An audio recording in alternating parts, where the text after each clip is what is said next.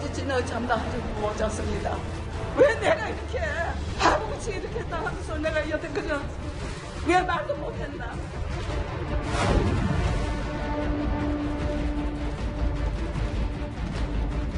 92년도 6월 25일 날 신고를 할 적에 윤미하이라는 간사였습니다. 그때부터 모금을 하는 걸 저는 봤습니다.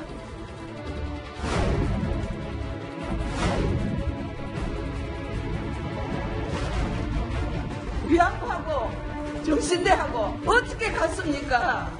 내가 왜 팔려야 됩니까?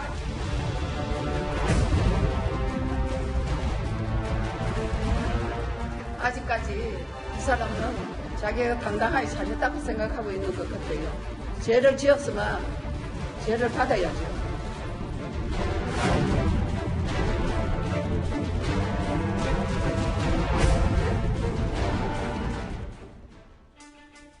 예. 네, 지난 7일 정의연의 불투명한 기부금 사용의 의혹을 제기했던 이용수 할머니가 오늘 오후에 두 번째 기자회견을 자청했습니다. 추가 폭로가 있을지, 윤미향 당선인은 나올지 이목이 집중됐었는데요. 이용수 할머니, 윤 당선인과의 첫 만남부터 거론했습니다. 정신대 대책협의회라는 걸 몰랐습니다. 제가 92년도 6월 25일 날 신고를 할 적에 윤미하이라는 간사였습니다. 그때부터 모금을 하는 걸 저는 봤습니다. 농구 선수들이 농구를 하는데 기다렸어요. 그 돈을 받아오더라고요. 저는 왜 그런 줄 몰랐습니다. 늦게인데 배가 고픈데 좀 맛있는 거 사두고 하니까 돈 없습니다. 그래도 뭐 그런가 보다 하고 생각했습니다. 예, 본격적인 얘기를 하기 전에요, 이현정 의원님. 네. 오늘 기자회견 장소가 두 번이나 바뀌었거든요. 그런데 워낙 취재진의 열기가 뜨거워서 100여 명, 그리고 앞서 장소에서는 순번표까지 받았다 그러더라고요. 오늘 사실 전 방송이 이용수 할머니의 기자회견을 생중계할 정도로 전 국민적 관심사였고요. 예. 특히 또 일본 언론도 굉장히 관심이 많았습니다. 아하, 일본 언론도요? 네, 그렇습니다. 오늘 일본 기자들도 상당히 많이 왔는데요. 원래 지난 5월 7일 날 할머니가 첫 번째 기자회견을 하신 거는 대구 남구 봉덕동에 조그마한 찻집에서 하셨거든요. 원래 자주 가시는 데인데 원래 오늘 기자회견도 이제 거기서 하기로 예고가 돼 있었습니다. 근데 워낙 장소가 협소하다 보니까 방송 기자들도 상당히 못 들어가서 사실 이제 추첨 업무를 통해서 그냥 일부만 들어갈 수밖에 없는 상황이었어요. 이제 그러다 보니까 장소가 너무 협소하고 지금 또 코로나 문제 때문에 이게 문제가 있으니까 할머니 입장에서 보면 좀 장소를 또 여러 군데 옮겼습니다. 그래서 결론적으로 보면 인터불고 호텔에서 이제 저렇게 마지막 결혼 장소가 됐는데 어쨌거나 워낙 많은 그 취재진의 관심, 특히 또 일본 기자들의 관심 이것 때문에 오늘 큰 데서 일단 기자회견을 했습니다. 대구에서 제일 큰 호텔이잖아요. 그렇습니다. 김태현 변호사님. 네. 바로 이 기부금 돈 용처 얘기를 이용수 할머니가 꺼냈는데 그렇죠. 글쎄 엄청나게 새로운 추가 폭로는 없었지만 일단 기부금 용처에 대해서 이런 설명을 했어요. 왜 모금하는지 모르고 끌려다녔다. 그리고 배고팠는데 그거에 대해서는 이런저런 얘기도 없더라. 그러니까 일각에서는 새로운 폭로가 없는데 라고 얘기를 하시는 경우도 있는데 근데 할머니가 윤미향 당선인 그다음에 정의연의 계좌를 볼 수 있는 건 아니잖아요. 예. 장부를 볼 수 있는 건 아니잖아요. 구체적으로 예를 들어 뭔가를 폭로할 만한 구체적으로 알 수가 없는 상황이에요. 그러니까 할머니가 할 수 있는 최대치는 뭐냐면 우리를 앞세워서 모금을 많이 했다. 그런데 우리한테 들어온 돈은 거의 없었다. 이거 말고 이거보다 더 큰 폭로가 어딨나요? 예. 나머지는 검찰의 몫인 거죠. 실제로 그 장부와 회계자료, 그 다음에 예금 통장 내역 이런 것들을 가지고 혹시 횡령하지 않았을까 바라보고 검증해보고 문제가 있으면 처벌하는 거는 검찰의 몫이고 그래서 오늘 할머니도 그런 말씀하시지 않습니까? 검찰의 몫이다라는 얘기를 구체적인 건 검찰에서 하는 거고 할머니는 큰 틀의 방향만 어떻게 제시하면 되는 거라고요. 이번에도 마찬가지예요. 우리를 앞세워서 그렇게 돈을 모금했다. 그런데 배가 고파서 밥을 사달라고 했더니 돈이 없다고 하더라. 이거 뭐죠? 이거보다 더 큰 할머니 입에서 더 큰 걸 원하는 건 사실은 좀 어떻게 보면 물리적으로 불가능한 거고 저는 할머니 입장에서는 오늘 하실 수 있는 말씀은 다 했다고 봅니다. 이용수 할머니의 오늘 메시지 핵심을 좀 더 일찍 알아보면 윤미향 당선인이 사리사욕을 채워서 마음대로 국회의원이 됐다. 이 얘기입니다. 그동안 정대협의 운영 방식에도 문제가 있다고 지적했는데요. 또 하나 이용수 할머니 목소리 들어보겠습니다. 한 번도 할머니를 앉혀가지고 정을 한번 받은 적이 있습니다. 그냥 모이가 노는데 밥 먹는데도 어디 갔다 왔습니까? 어디 갔다 왔습니까? 그걸 가지고 책을 냈습니다. 그 책을 6,500원을 500원에 파는 걸 봤습니다. 그걸 챙기는 줄 모르고 그것이 당연한갑다 하고 미양씨 이러면 안 되지 않나? 아주 큰 소리로 당당하게 기자회견 허락해서 제가 5월 7일 날 기자회견 되는 겁니다. 배종준 소장님. 네. 할머니들 정식 증언 없었는데 책 만들어 팔았다. 계속해서 좀 구체적인 증언이 나오기 시작했습니다. 그리고 좀 가장 중요한 건 근거입니다. 이용수 할머니도 오늘 상당히 감정에 북받쳐서 기자회견을 하는 모습인데 감정적으로 이것을 해결할 일이 아니라 정확한 것은 이제 근거죠. 빨리 정의기억연대나 또 윤미향 당선인이 제기되는 문제에 대해서 근거를 내놓는 것이 가장 중요한 것이고 관련해서는 뭐 기부금도 있고 돈과 관련된 운영 비용과 관련된 부분인데 바로 이 부분은 당장 대답을 할 수 있는 부분일 겁니다. 이 할머니 위안부 할머니들의 정원을 받아서 책을 냈는데 이것이 어떻게 내용이 구성이 된 것인지 예. 그리고 이 비용을 책정해서 얼마의 책이 판매가 된 것인지 또는 배포가 된 것인지 그리고 이것을 통한 수익은 어떻게 처리됐는지 근거를 보여주면은 말끔하게 해결될 문제인 것이거든요. 예. 그러니까 오늘 2차 기자회견의 내용 상당히 모두 발언이 길게 나타났지만 여기서 가장 핵심은 그걸 겁니다. 감정에 이 북받쳐 있는 차 있는 부분은 제외하고 얼마만큼 윤미향 당선인 그리고 정의기억연대가 근거를 정확하게 내놓냐. 이건 정쟁할 문제는 아닌 것이죠. 이거 부분이 근거라는 부분이 매우 중요해 보입니다. 오늘 오후에 이용수 할머니가 기자회견을 하면서 가장 격앙됐던 내용은 이겁니다. 화면 같이 보겠습니다. 무슨 권리로 위안부 피해자를 만두의 고용으로 사용했습니다. 이것을 생각하니 저는 자닥일라서 울었습니다. 왜 내가 이렇게 바보같이 이렇게 당하면서 내가 여태까지 왜 말도 못했나 하는 걸 생각하니 위안부하고 정신대하고 어떻게 갔습니까? 30년을 비용임해가 나왔습니다. 이것은 위안부 할머니들로 팔아먹었습니다. 팔았습니다. 내가 왜 팔려야 됩니까?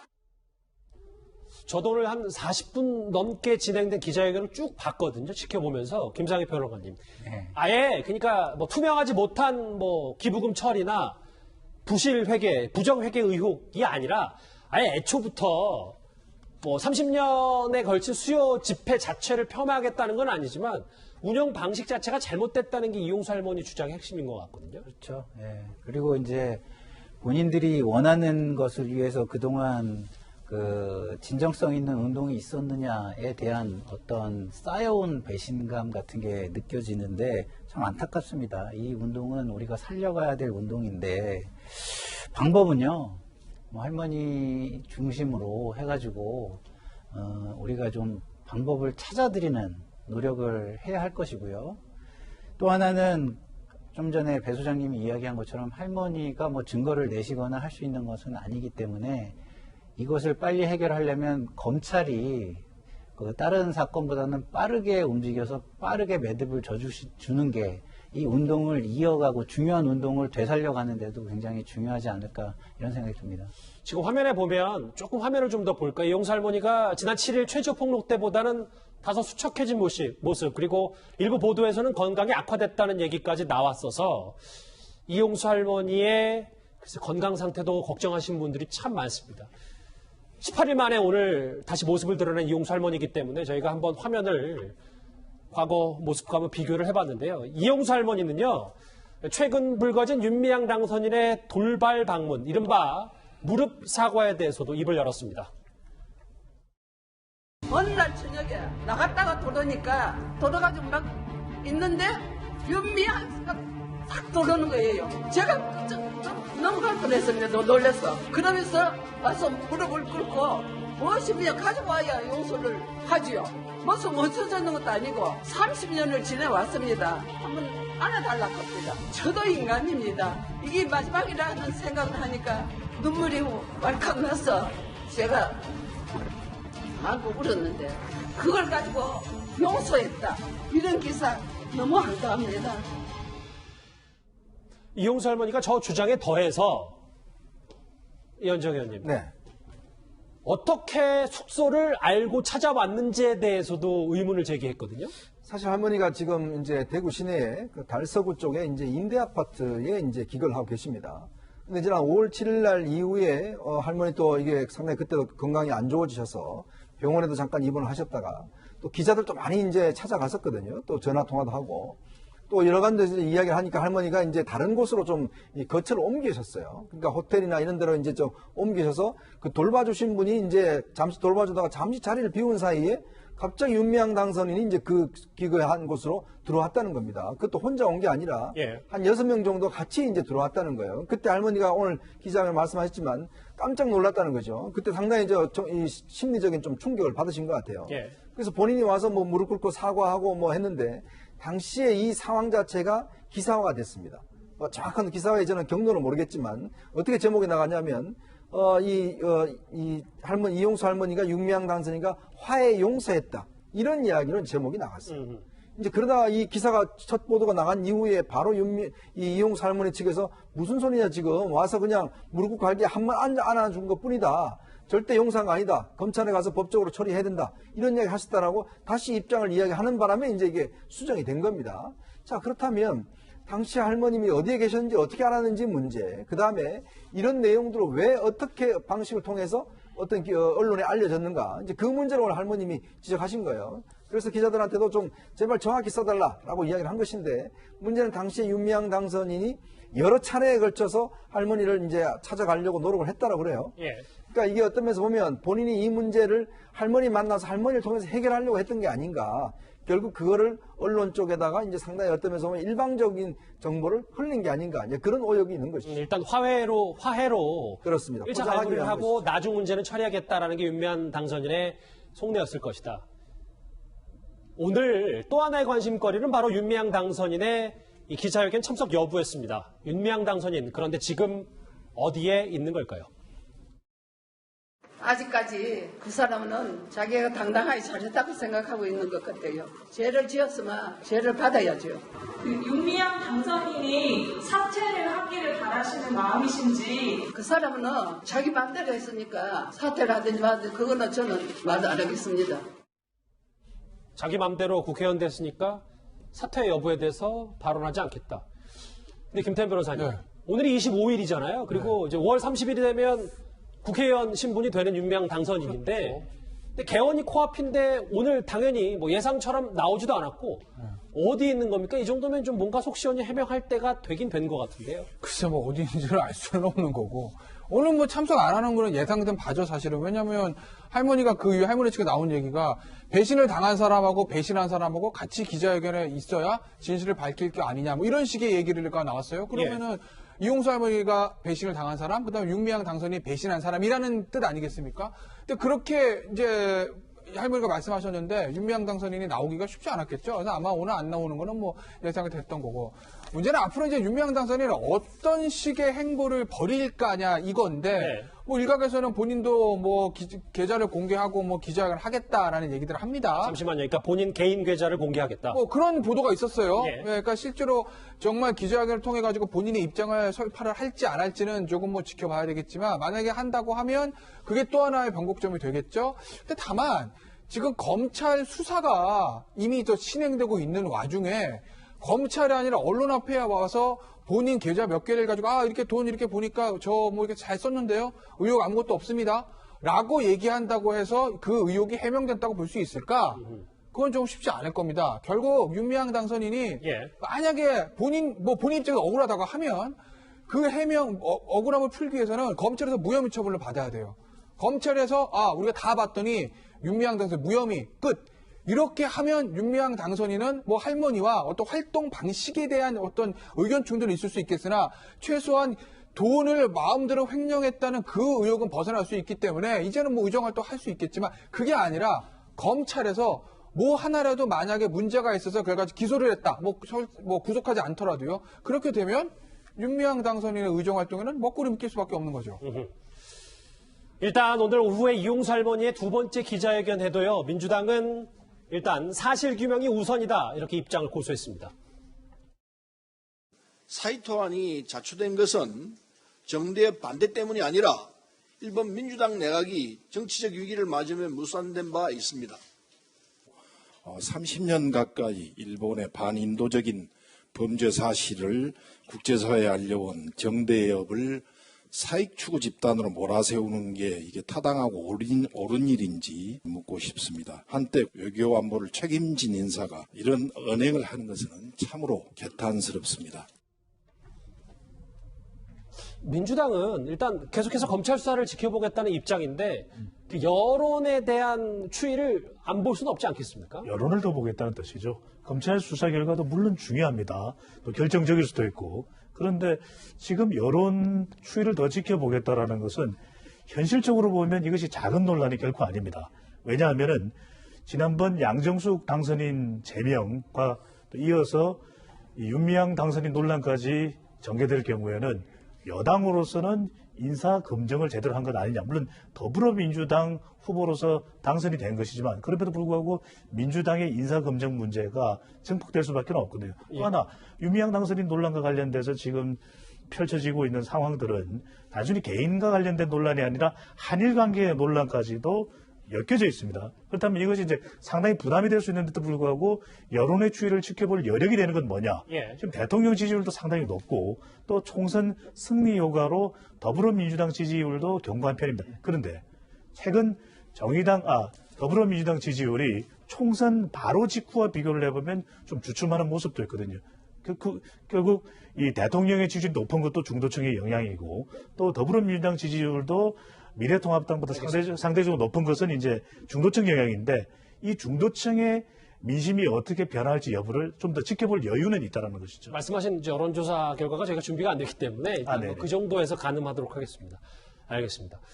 김태현 변호사님, 오늘 오후에 이 윤미향 당선인 관련해서 미래통합당이 TF를 구성해서 여러 가지 이제 비판 공세를 퍼붓고 있는데 자막이 준비됐는데 조금 전에 들어온 소식에 따르면 곽상도 의원 계속해서 윤미향 당선인을 겨냥해서 여러 가지 의혹 제기를 하고 있는데 윤미향 당선인이 남편 그리고 아버지까지 현금으로 집을 샀다. 또 있나요? 부친 명의 2억 아파트도 현금으로 구매했다. 그러니까 결국은 고스란히 현찰로 모든 부동산을 샀다는 건데 이 의혹 제기인 즉슨 기부금 자체가 본인들 부동산 사는데 쓰이지 않았냐는 그 야당의 의혹 제기인 겁니까? 그러니까 사실은 부동산 사는 게 두 가지잖아요. 제 돈으로 사든지 현금, 모자르면 대출받아 사든지 두 개로 혼재하든지 뭐 이겁니다. 대부분 많은 사람들이 집 구매할 때 본인이 있는 돈 플러스 대출 뭐 이렇게들 많이들 하죠. 주택담보대출 많이 이용하니까. 그런데 이제 곽성도 의원의 분석에 따르면 이게 등기부등본 분석한 걸 거예요.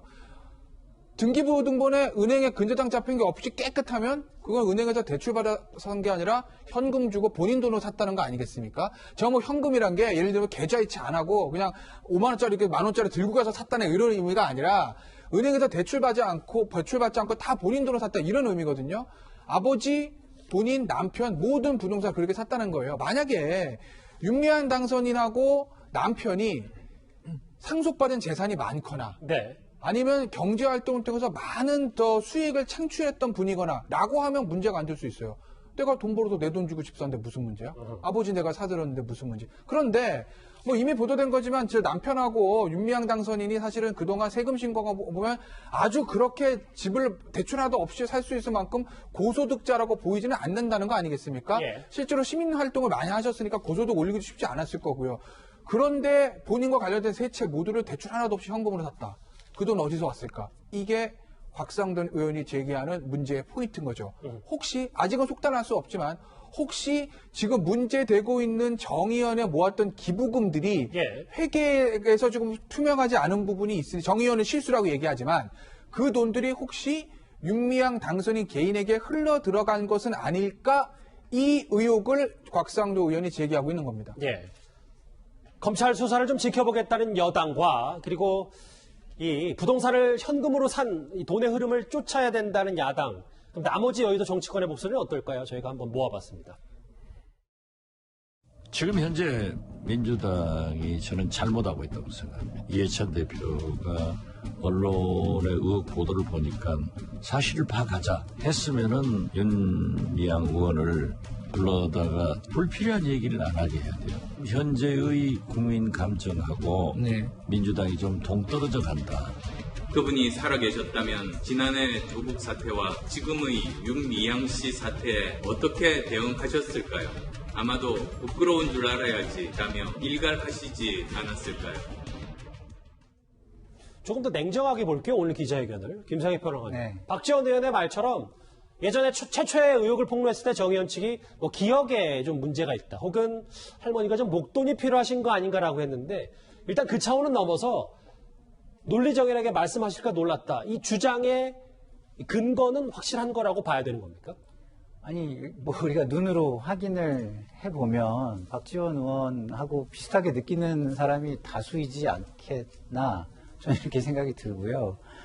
뭐 거기에 뭐 근거가 뭐가 필요하겠습니까? 뭐 지금 뭐 말씀하시는 것들이 뭐 굉장히 정황상으로 구체적으로 논리정연하게 말씀을 하고 계시죠. 그리고 그 이상한 매도들, 뭐 개인적인 욕심이라든가 뭐 기억이 좀 이상해졌다든가 이런 매도들이 통하지 않을 정도의 모습을 보여주신 거는 확실한 것 같고요. 그 정도로 굉장히 단호하면서 논리 정연하셨다. 뭐 100% 동의합니다, 저는. 알겠습니다.